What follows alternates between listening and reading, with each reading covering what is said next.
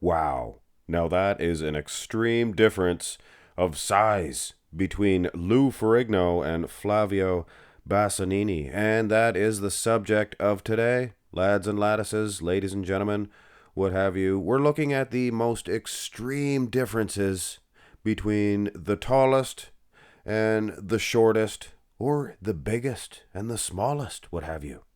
And we'll even be looking at the oldest versus the youngest. So this is going to be an exciting one. Sit back and relax. We're going to begin with heights, as you can see from that little graph in the background. And I did do an entire video, and I zoomed in on all of the Olympia champions. But this one, we're just looking at the extremes. You can see the tallest is Arnold Schwarzenegger, 6'2", 1970. And there's no rhyme or reason with the heights here, because the shortest was Franco Columbu, and he took the title right after Arnold's reign of terror. So there was that extreme right there, and I'll admit, it's not that exciting, because we've seen these guys compete together on the bodybuilding stage. Of course, I did use the 1981 Franco, because he was a little bit shorter, you can imagine. He broke his leg in the World's Strongest Man competition. He was a little older. You lose a little bit of height, so it would be a little bit different than when they competed. I'm using the 1974 version of Arnold also. So this is quite an extreme, and this is the biggest height difference between any two Mr. Olympia champions, and that would be 10 inches, I believe, between these two dudes. But you know what? Here at Mark's Max Muscle, we can do a little bit better than that. Wow. This is the tallest Olympian, period, never mind Olympia champion, versus the shortest Olympia competitor. Ralph Moeller, 6 feet 6 inches. Read it and weep, Lou Ferrigno. Wow, what a giant of a man. And you know what? Didn't look all that thin either. And that is the gentleman we seen earlier, Flavio Bassanini, I apologize. He's 4'10". What a great bodybuilder. I'm telling you right now. Might even beat Ralph Moeller. I think he would. I seriously think he would. So this is the biggest extreme of height difference between any two bodybuilders. 1 foot 8 inches, I believe. But you know what? I think we can drum up a bigger difference than that, can't we? Just doesn't seem like it's that extreme. We're looking for the extremes here, people. Oh my soul. Could you imagine? He'd have to watch out he wouldn't step on somebody. This is the Great Khali, the WWE wrestler, a famous wrestler. 7 feet 1 inch, I believe.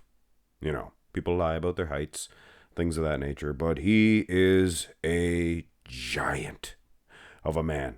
And he competed in bodybuilding, so he's the tallest ever bodybuilder. And there, to the right, that is, I guess, the shortest bodybuilder of all time. That's Hector Romas. And much like Bassanini, yeah, he's not that tall, but he is an extremely good bodybuilder. And he's 4'5". To Great Khali's 7 feet 1 inch. It would be some 2 feet 9 inches, I believe. 2 feet 8 inches, what have you. Whether Khali might be, it might be 7 feet even. I've heard as tall as 7 feet 2. Hard to say, really. And it is worth to mention, Olivier Richards, he is a stiff 7 feet 2 inches. And he's never competed in bodybuilding, but what the heck. He's got a bodybuilding type physique, and what an impressive height of this dude. So wow, that is some extremes I am here to tell you. From 7 feet plus to, 4'5". What an array of talent. Bodybuilding, really? You can be any height, I guess. You want to be a bodybuilder. Now, what about size? We're talking meat on the hoof. Who's the thickest? Who's the thinnest? You can see a couple of light ones down there. One is actually Franco Columbu. The other is Frank Zane. And Frank, being much taller than Franco, well, he's much thinner, right? So that's kind of the scale we're doing here. Now, if it is beef that you desire, in which you desire thickness, there's a couple of guys that are tipping the scale, as you can see. 2021, Big Ramy, he was pretty big. But for this video, I think Big Ronnie, the Big King, Ronnie King Coleman, in 2004, he tipped the scale. I think he was nearly 300 pounds. And if I had to guess, I think he would best Big Ramy by 1 or 2 pounds. 1 or 2 pounds. So here is the thinnest and the thickest Mr. Olympia champions side by side. Looks like a different species altogether. And to think, these guys won the exact same title. Kind of makes you wonder. Was there anybody ever bigger than Ronnie King Coleman? We know there was taller. Was there bigger? Oh, yes. I almost forgot. Greg Kovacs. Look at this behemoth. He is another creature altogether. You have grizzly bears, and then you got an elephant walks by. He is, 6 feet 5 inches? Something of that nature. So he is absolutely one of the tallest of all time. But he was like 400 pounds off season. And it is very difficult to say exactly how heavy he was during competitions. I would wager to say the Great Khali would probably weigh almost as much, but he's way taller. So Greg Kovacs, one of the biggest beasts that ever graced the bodybuilding stage. Oh, boy.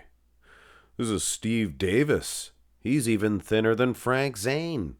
So perhaps your thinnest, real, reputable bodybuilder versus your thickest, real, reputable bodybuilder. So, wow. Quite extreme from a guy like Steve Davis to Frank Zane, who, they're similar, and then boom. There's just, they look like this now. It's possible to look like this now. And then, of course, you can get even bigger. So humans are elephants. And given the right extremes, genetics and training and vacuum type dieting, you gotta eat and not stop eating, I guess. Anyway, that's the size of it. Now let's go to the end, the age.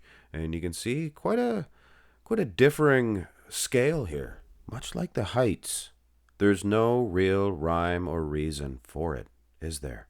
You can see the youngest ever champion, 23 years of age, Arnold Schwarzenegger, just a pup, just a boy. And there's a couple there at 43, you can see the first being Chris Dickerson. And that was in 1982. So, most of them were young back then, but there you have it. You have the oldest champion ever back in the 80s. So, no rhyme or reason. And obviously in 2018, Mr. Peeled himself wins the title. And you know what? He was slightly older than Chris Dickerson. But I mean, they were both 43. Now, what about the youngest Olympian versus the oldest Olympian, period, whether they were Olympia champion or not? Well, I don't know exactly, but I would be willing to bet the youngest Olympian would be Arnold 1 year prior to winning the title. He would have been 22. Anybody compete at the Olympia younger than 22? I'm not so sure. And obviously, Al Beckles.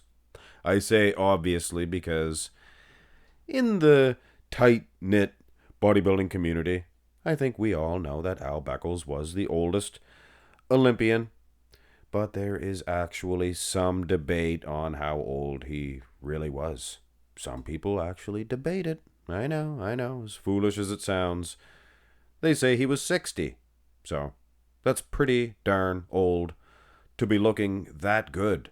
Which is funny because there's not that much difference between these two athletes.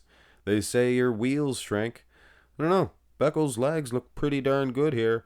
And this picture, this actual picture, is not from the Olympia in 91, but it is from a competition in 91. So rest assured, he was the same age here. Now, can we find older and younger? Okay, I get it. I get it. I know exactly who these two dudes are. This is Ed Corney and Lee Priest. And I can hear you guys now. But Max Muscle, Methuselah was older than that. Yes. I see some of these old farts competing well into their hundreds. And I respect them for it. But this video is for, famous bodybuilders. Well-known bodybuilders. And Ed Corney, when that Kenny Rogers started, Lady, I'm your knight in shining armor and I love you. He would pose to that to a T. He looked great. And as far as Lee Priest is concerned, what a genetic marvel he was. I don't even know how old he was here.